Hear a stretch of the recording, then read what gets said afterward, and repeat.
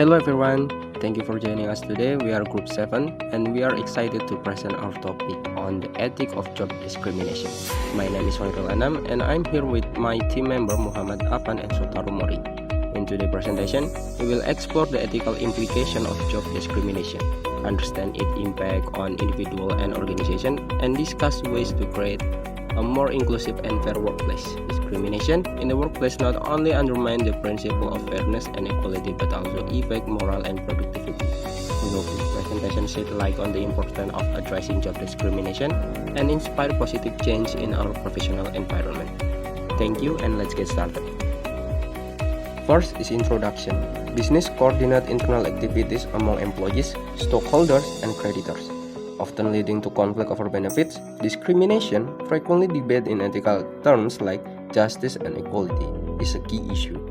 This chapter examines the nature of discrimination, its ethical implication in employment, and the role of diversity and affirmative action. It discusses how business can differentiate job candidates fairly and address the ethic of race and gender discrimination. Next is divided over discrimination.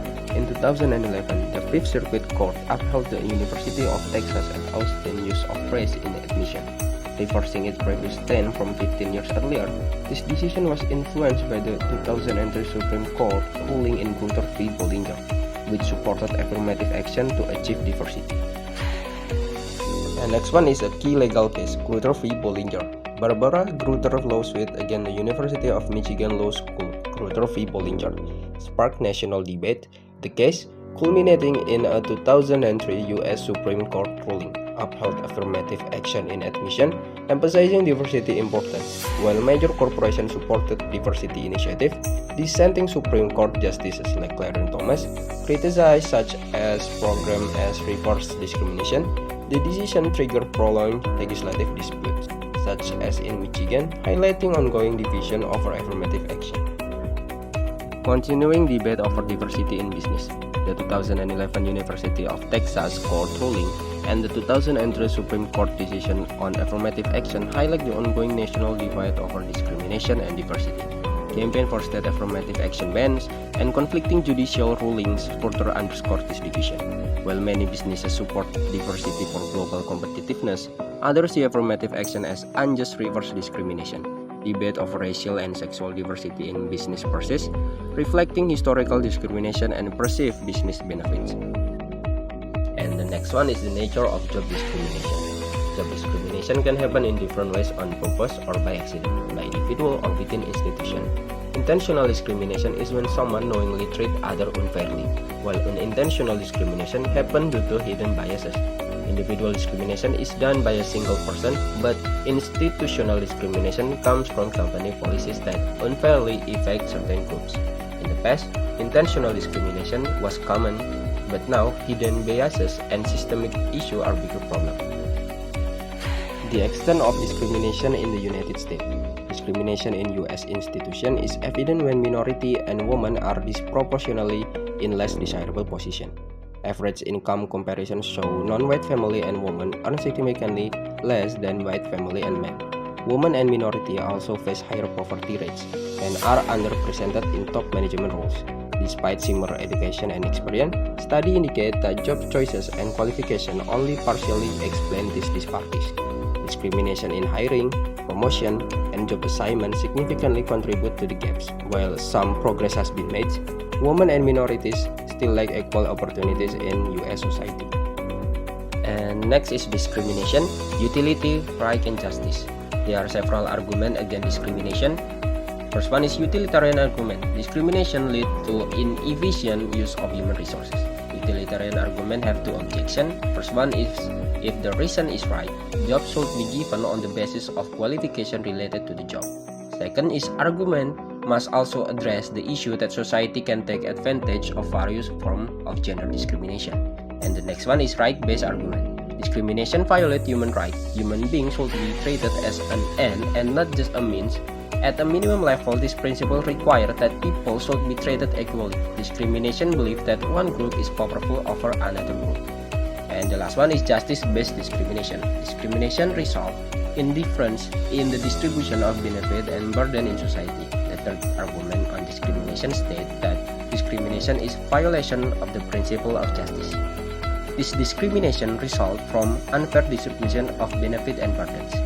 Burden discrimination in employment is wrong because it violates the basic principle of justice by distinguishing between people on the ground, such as sex or race, and are irrelevant to the task to be performed. Affirmative actions. Legal aspect of affirmative action. U.S. Supreme Court decisions have not been completely clear about the legality of affirmative action programs. A large number of federal court decisions have agreed that the use of affirmative action programs to redress racial or gender imbalance that are the result of previous discriminatory hiring practice is legitimate. And then there is a societal aspect of affirmative action. Affirmative action is used globally, not just in the US, Canada, India, China, Romania, South Africa, and Israel. Implement programs to support underrepresented groups like women, minorities, those castes, Roma, and Jewish Ethiopians. These programs remain controversial and face criticism in many countries. Compensations argument for affirmative actions. Compensatory justice arguments for affirmative actions claim that white male majorities should compensate women and minorities for past discriminations. However, critics argue that compensation should come only from specific wrongdoers to specific victims. Affirmative action programs benefit entire groups, not just those directly wronged, and affected all white males, not just those who discriminated. Some argue that all minorities and women have been harmed, and all white males benefit, justifying broader compensations. Affirmative actions as an instrument for increasing utility. Utilitarians justify affirmative action as a means to promote public welfare by addressing the correlation between race and property caused by past discrimination by providing special opportunities to minorities. Affirmative action aims to reduce unmet needs, social discontent, and crime, thus enhancing overall utility. Critics argue the social cost and question race as an indicator of need, but utilitarians counter that all minorities and women have been harmed, making race a valid criterion. Equal justice argument for affirmative actions. Supporters of affirmative action argue that it aims to achieve equal justice and restore equal opportunity, countering claims of reverse discriminations against white men. They argue that race and gender are relevant factors in employment decisions to address past inequalities and promote a just society. However, critics argue that affirmative action implies a sense of inferiority to the detriment of the group it seeks to help. Despite strong argument from both sides, affirmative action is considered to be a morally permissible means to achieve just ends. Implementing affirmative action and managing diversity. Opponents argue that affirmative action may result in hiring unqualified workers, lower productivity, and increase racial and sexual concessions. They suggest guidelines for affirmative actions. First, hire minorities and non-minorities meeting minimum competency. Second, prefer minorities if qualifications are equal or slightly lower. As one, prioritize non-minorities in critical roles. Affirmative action should case on representation is proportional. Despite controversy, the U.S. Supreme Court upheld this program as consistent with moral principles, though debate continues. Walmart's Woman Case. In 2003, Walmart was ranked at number 1 globally by Fortune magazine, renowned for its everyday low price or EDLP strategy, offering quality goods at low price. However, this strategy sparked controversy, especially regarding labor practice. In 2001, Walmart was sued for gender wage discrimination, as female employees were paid less and had fewer career opportunities than their male counterparts. Despite women comprising 65% of the workforce but only 33% of management, Although the lawsuit was dismissed by the Supreme Court, Walmart issued a global ethics statement in 2010, setting ethical standards for all facilities and stakeholders to ensure ethical decision-making and transparency.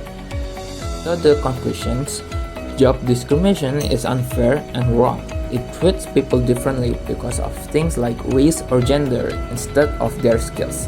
It can happen without people even realizing it. Discrimination hurts morale and productivity and make things unfair for everyone. We need to stop discrimination by treating everyone equally and making sure everyone has the same opportunities.